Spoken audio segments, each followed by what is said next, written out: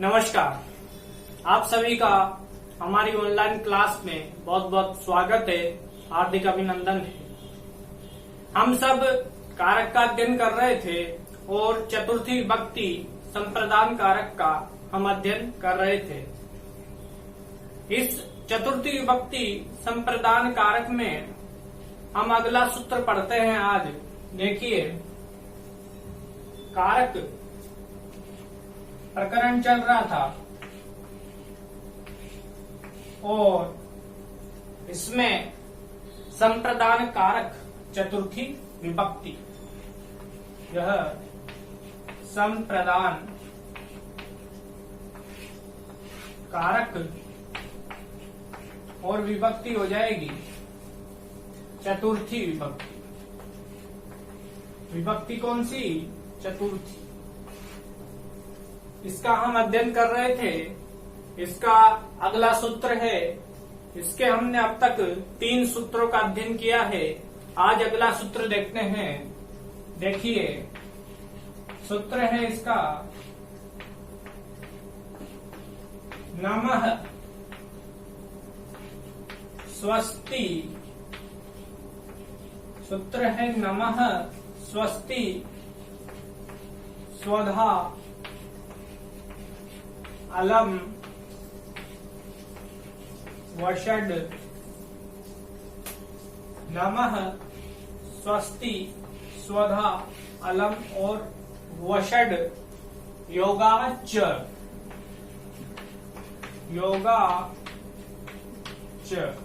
यह सूत्र हुआ। अब देखिए, इस सूत्र के अंतर्गत कुछ शब्द दिए गए हैं, जैसे यहां से नमः।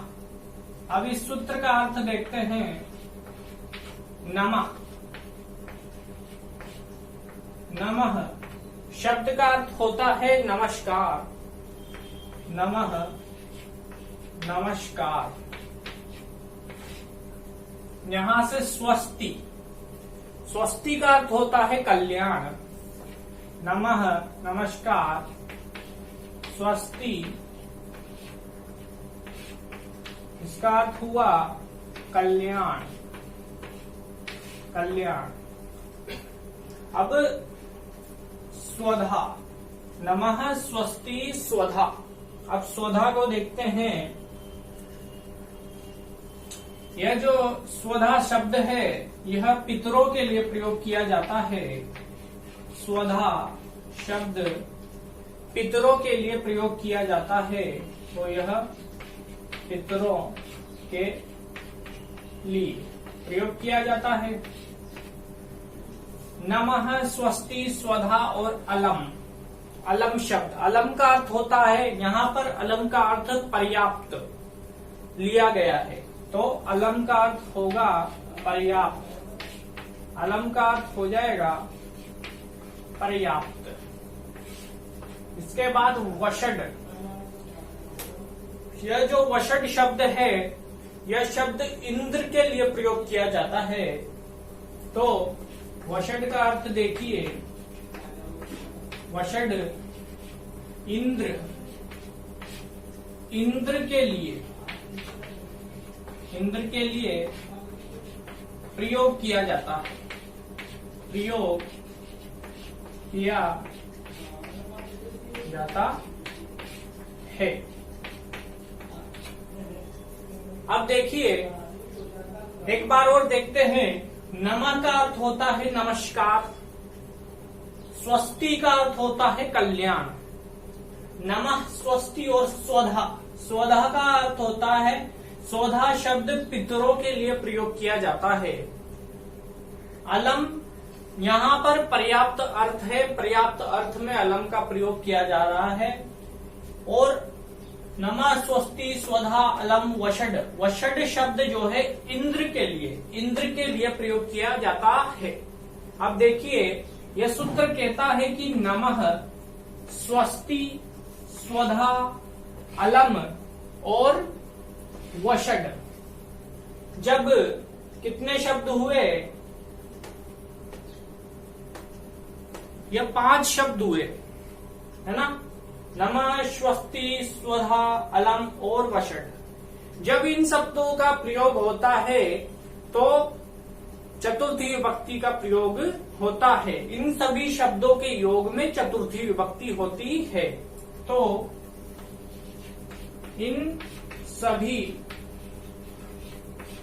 शब्दों के योग में चतुर्थी विभक्ति होती है। कौन सी विभक्ति? चतुर्थी विभक्ति होती है। इन सभी शब्दों के योग में चतुर्थी विभक्ति का प्रयोग होता है। अब देखिए,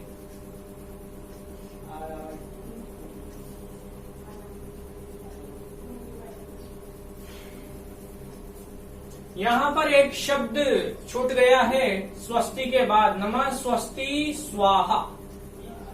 यहां पर स्वस्ति के बाद बीच में स्वाहा शब्द और है। देखिए, नमः, स्वस्ति और स्वाहा, यह स्वाहा। नमः, स्वस्ति, स्वाहा और स्वधा। स्वाहा जो शब्द है यह अग्नि के लिए आहुति देने के लिए प्रयोग किया जाता है। तो यह स्वाहा शब्द यह प्रयोग किया जाता है अग्नि के लिए। अग्नि के लिए स्वाहा शब्द का प्रयोग किया जाता है।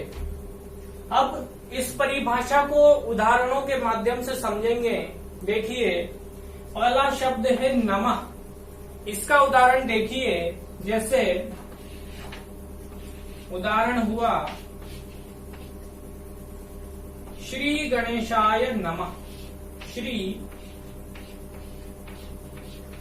गणेशाय नमः। यह उदाहरण हुआ नमः का, श्री गणेशाय नमः। तो यहां पर नमः शब्द के योग में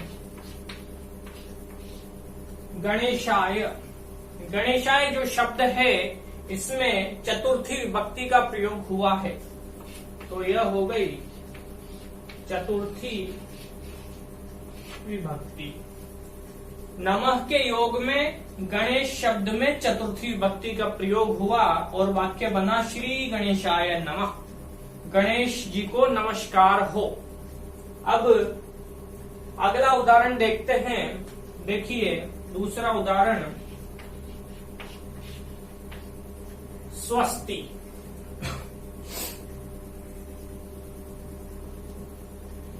स्वस्ति का उदाहरण लेते हैं, जैसे प्रजाभ्यः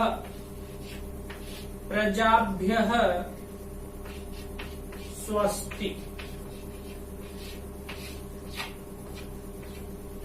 इस उदाहरण में स्वस्ति शब्द के योग में प्रजाभ्य में चतुर्थी विभक्ति का प्रयोग हुआ है।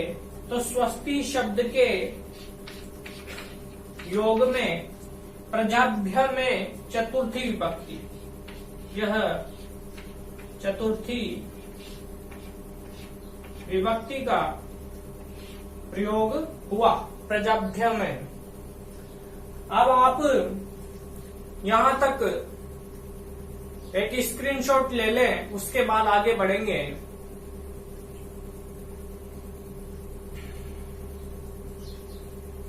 ठीक है, अब आगे अन्य उदाहरण देखते हैं। जैसे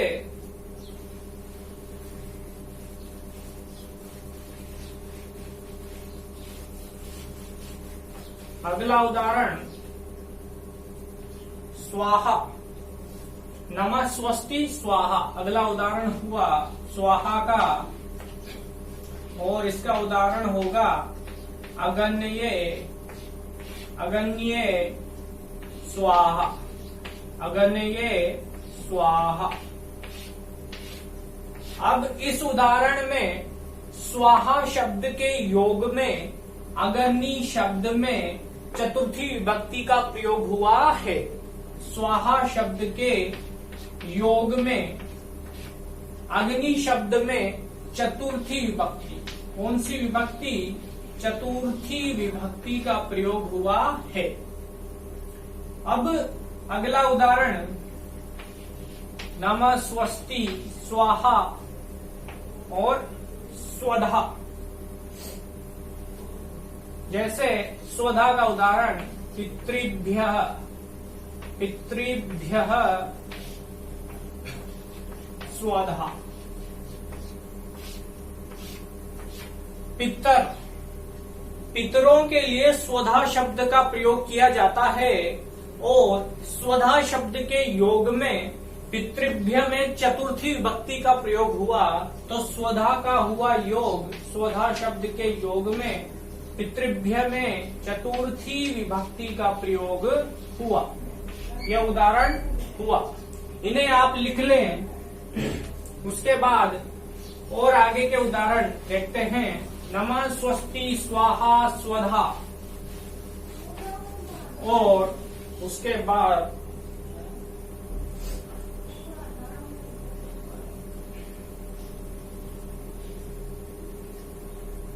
जैसे दूसरा उदाहरण, दैत्यों के लिए हरि पर्याप्त है। दैत्यों के लिए हरि पर्याप्त है, तो हरि पर्याप्त है। इस उदाहरण में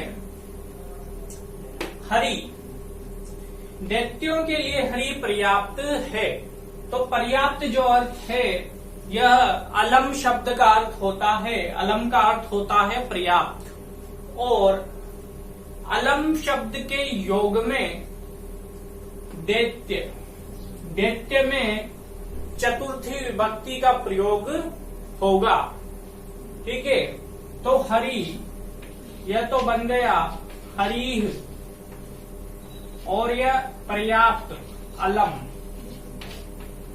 और है क्या है? क्रिया, तो अस्ति, यह बन गया अस्ति।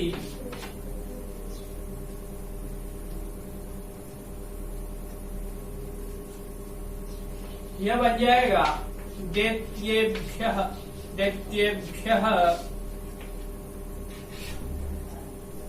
अलम शब्द के योग में, अलम शब्द के योग में दैत्य, दैत्य शब्द में चतुर्थी विभक्ति का प्रयोग हुआ। कौन सी विभक्ति? चतुर्थी विभक्ति संप्रदान कारक, अलम शब्द के योग में। हरि, दैत्येभ्य हरि अलम अस्ति, दैत्यों के लिए हरि पर्याप्त है। यह वाक्य बना, यह अलम का उदाहरण हुआ, इसे भी लिख लीजिए। उसके बाद आगे अन्य उदाहरण देखते हैं।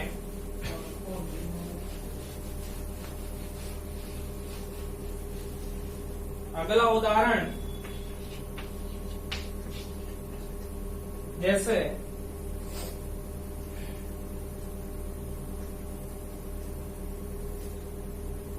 वषड शब्द का उदाहरण, जैसे इंद्राय वषड। अब यहाँ पर वषड शब्द का योग हुआ है। वषड शब्द के योग में वषड शब्द प्रयोग होने के कारण इंद्राय में चतुर्थी विभक्ति का प्रयोग हुआ, तो इंद्राय में चतुर्थी विभक्ति का प्रयोग हुआ। इंद्राय वषड। यह हमने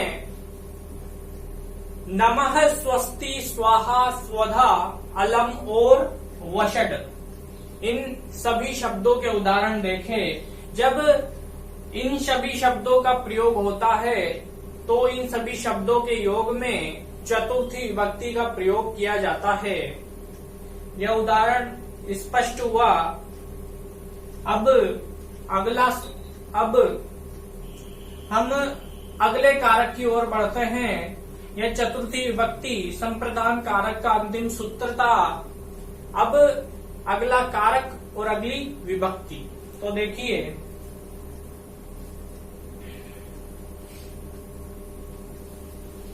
अब अगला कारक है अपादान कारक, और अपादान कारक में विभक्ति होती है पंचमी विभक्ति। अपादान कारक में विभक्ति होती है पंचमी विभक्ति। तो देखिए अपादान कारक, कौन सा कारक? अपादान कारक। और अपादान कारक में विभक्ति हो जाएगी पंचमी। विभक्ति कौन सी होगी? पंचमी विभक्ति। अब देखिए इस अपादान कारक का प्रथम सूत्र है ध्रुवम पाए अपादानम। देखिए सूत्र है इसका ध्रुवम पाए अपादानम। सूत्र हुआ ध्रुवम पाए अपादानम।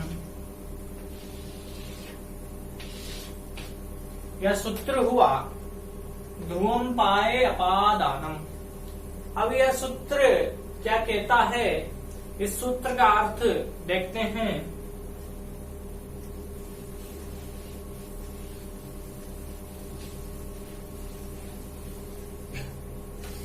यह सूत्र कहता है, देखिए इस सूत्र का अर्थ देखिए, अलग होने के अर्थ में, अलग होने के अर्थ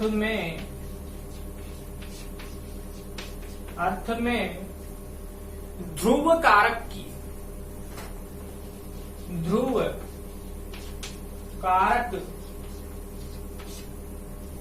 की अपादान संज्ञा होती है। कौन सी संज्ञा? अपादान संज्ञा। अपादान संज्ञा होती है। अब देखिए अपादान संज्ञा होती है तो अपादान में कौन सी विभक्ति का प्रयोग होता है? पंचमी विभक्ति का। विभक्ति कौन सी हो जाएगी? पंचमी विभक्ति। पंचमी विभक्ति इस प्रकार से। अब देखिए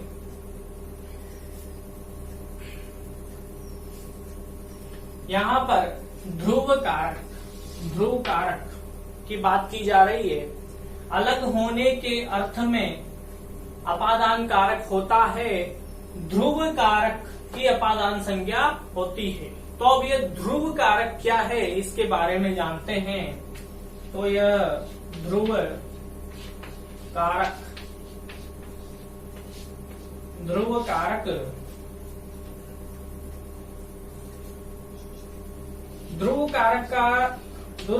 का अर्थ होता है अवधिभूत।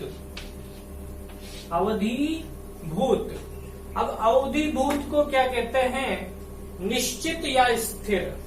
अवधिभूत का अर्थ होता है निश्चित या स्थिर। ठीक है,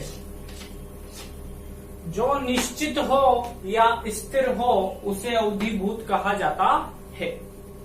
अब ध्रुव कारक और किसे कहेंगे?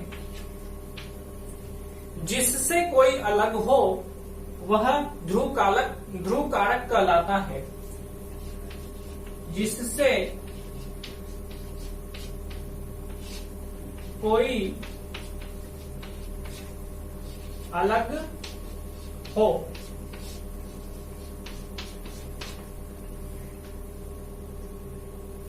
जिससे कोई अलग हो वह ध्रुव कारक कहलाता है। अपाय, ध्रुव तो यहां से लिया हमने और यहां से एक और शब्द निकलता है अपाय। अपाय का अर्थ क्या होता है? देखिए अपाय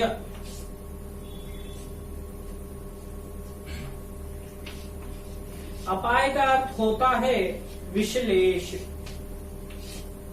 यहां से एक प्रश्न बनता है कि अपाय का अर्थ क्या होता है, यह प्रश्न पूछा जा सकता है। तो इसका उत्तर हो जाएगा विश्लेष। और विश्लेष का अर्थ क्या होता है? अलग होना। विश्लेष का अर्थ होता है अलग होना, अलग होना।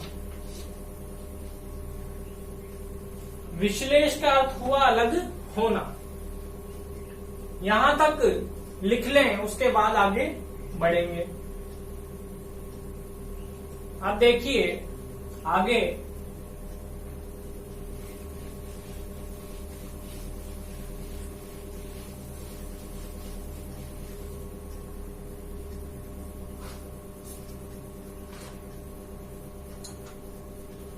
यह जो सूत्र है ध्रुवम पाए अपादानम, यह अपादान संज्ञा विधायक सूत्र भी कहलाता है।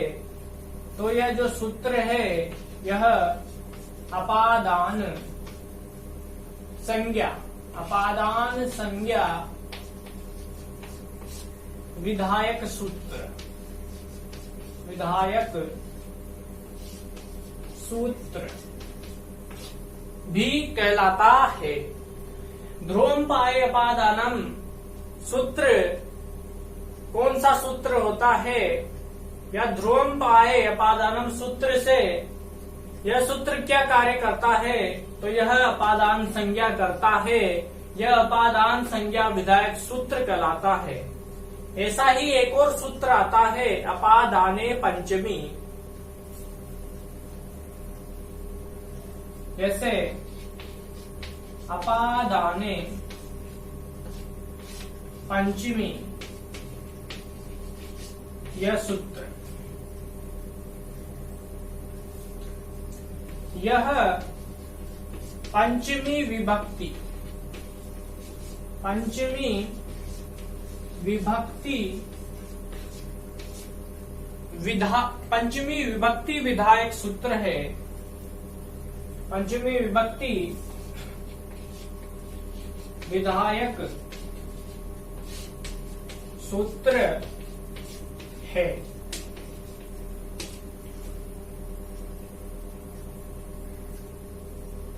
अब देखिए परीक्षा में प्रश्न पूछा जा सकता है कि अपादान संज्ञा विधायक सूत्र है, तो आपका उत्तर होगा ध्रुवम पाए अपादानम।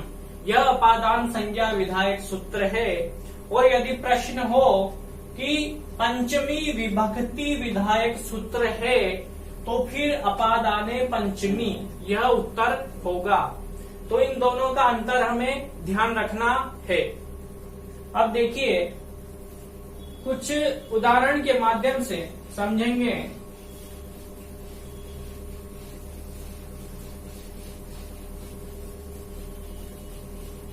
जैसे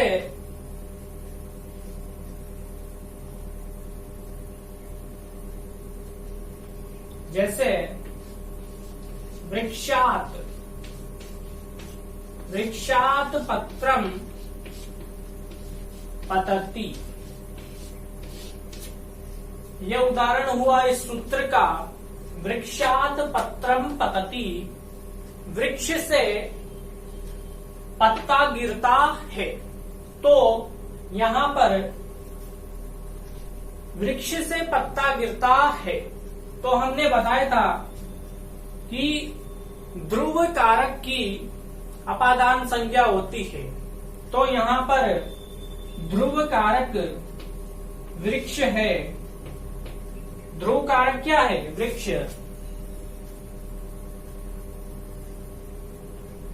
ध्रुव कारक किसे कहते हैं? जिससे कोई अलग हो, वह ध्रुव कारक कहलाता है। तो यहाँ पर वृक्ष से पत्ता गिरता है, तो वृक्ष से पत्ता अलग हो रहा है, इसीलिए ध्रुव कारक क्या होगा? वृक्ष। जिससे कोई अलग हो वह ध्रुव कारक कहलाता है। तो वृक्ष से पत्ता अलग हो रहा है, इसलिए वृक्ष हो जाएगा ध्रुव कारक। और यह सूत्र कहता है कि ध्रुव कारक की अपादान संज्ञा होती है ध्रुव कारक की अपादान संज्ञा होती है, तो इस ध्रुव कारक की कौन सी संज्ञा हुई? अपादान संज्ञा। अपादान संज्ञा हुई इसकी, ठीक है। और अलग होने के अर्थ में ध्रुव कारक की अपादान संज्ञा होती है। तो यह वृक्ष से अलग हो रहा है, तो जिससे अलग हो उसकी अपादान संज्ञा होती है, तो अपादान संज्ञा हुई। अब यहाँ पर ध्यान देने योग्य बात यह है कि अपादान संज्ञा करने वाला सूत्र कौन सा है? तो अपादाने पंचमी, इस सूत्र से अपादान संज्ञा हुई है। तो अब अपादान संज्ञा हुई तो विभक्ति कौन सी होगी? प्रयोग पंचमी विभक्ति। तो यह पंचमी विभक्ति का प्रयोग हो जाएगा। वृक्षात में पंचमी विभक्ति का प्रयोग हुआ, ठीक है। पंचमी विभक्ति प्रयोग हुई। अब पत्र, पत्ता, पत्ता एक पत्ता है इसीलिए पत्रम, पत्रम। और एक पत्ता है और एक पत्ता गिरता है, तो एक वचन की ही क्रिया आ जाएगी पतति। पतति क्या हो गई? क्रिया। तो इस प्रकार से जिससे अलग हो उसकी अपादान संज्ञा होती है। तो वृक्ष से अलग हुआ पत्ता, तो इसकी अपादान संज्ञा हुई और अपादान में पंचमी विभक्ति का प्रयोग हुआ अपादाने पंचमी सूत्र से। तो वृक्षात पत्रम पतति, यह वाक्य बना। अब अगला उदाहरण देखते हैं। अगला उदाहरण,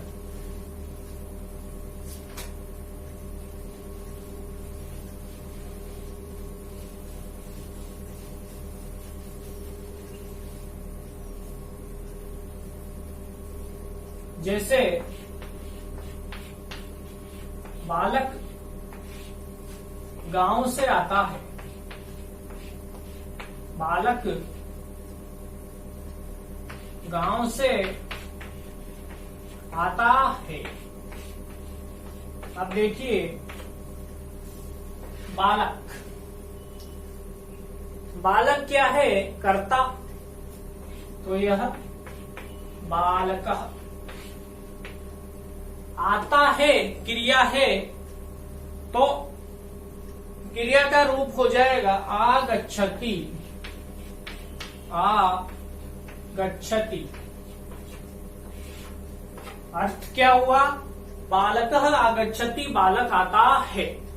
अब गांव से आता है, तो गांव से यहाँ पर क्या है? बालक गांव से आता है, तो बालक गांव से अलग हो रहा है। और जिससे अलग हो वह क्या होता है? ध्रुव कारक। तो यहाँ पर अलग, गांव से अलग हो रहा है इसलिए यह ध्रुव कारक है, और ध्रुव कारक की होती है अपादान संज्ञा। और अपादान संज्ञा में होकर के अपादाने पंचमी सूत्र से पंचमी विभक्ति का प्रयोग हो जाता है। तो यहाँ पर गांव से इसमें पंचमी विभक्ति का प्रयोग होगा, तो यह बन जाएगा ग्रामात, यह बन जाएगा ग्रामात। इस प्रकार से ग्रामात, यह है ध्रुव कारक, ध्रुव कारक। और इसकी हुई है अपादान संज्ञा, अपादान संज्ञा। और अपादान संज्ञा होकर के पंचमी विभक्ति का प्रयोग हुआ, इसलिए बना ग्रामात। तो बालकः ग्रामात आगच्छति, बालक गांव से आता है। यह वाक्य बना। इन्हें आप लिख लें या स्क्रीनशॉट ले लें।